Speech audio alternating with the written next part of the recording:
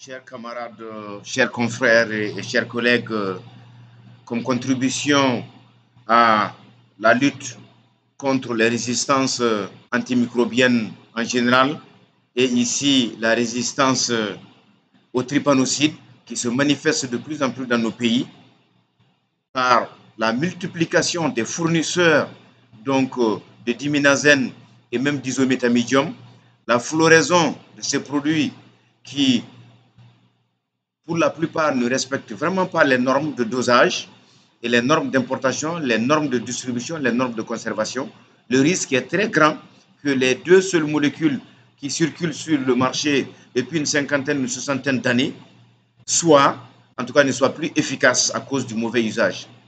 Cet exemple, si besoin en était, donc, est vraiment adressé à nos confrères pour que l'on sorte de l'automédication et que vraiment les gens se battent à faire de bons examens cliniques et à prendre une ou deux hypothèses et puis à faire des prélèvements pour le labo pour pouvoir en tout cas aller dans le sens de l'hypothèse la plus plausible, ce qui dépend non seulement de l'épidémiologie, de l'espèce, de la race, de la zone, de la saison. Et ensuite, une fois que vous avez un bon diagnostic, vous permet toujours de faire un traitement adéquat et de multiplier vos chances en tout cas d'avoir des résultats. Ici, c'est vraiment des obus que l'on a trouvés en zone sud du Mali, donc des espèces sensibles aux trypanosomoses animales africaines par rapport aux ndama qui sont quand même trypanotolérantes. Et ensuite, la saison faisait que vraiment quand l'on examine ces animaux qui sont devenus maigres, cachectiques, avec anémie, avec une hyperthermie, donc les ganglions également hypertrophiés, tous les signes étaient là pour tout simplement penser à la trypanosomose animale africaine. Nous avions des mouches TC qui pullulent dans ces zones sud du pays du Mali, de Bougouni jusqu'à Kadiolo, Sikasso, Kolondieba. C'est vraiment des zones infestées encore de glottines. Donc, ce qui fait que les animaux qui y vivent, principalement les obus, sont forcément infestés par, en tout cas, ces trypanosomes. Et puisqu'ils ne sont pas résistants, ils vont développer la maladie, ils vont perdre d'abord beaucoup d'énergie, perdre toute leur masse musculaire, faire régulièrement, en tout cas, des crises de fièvre, donc tomber malade.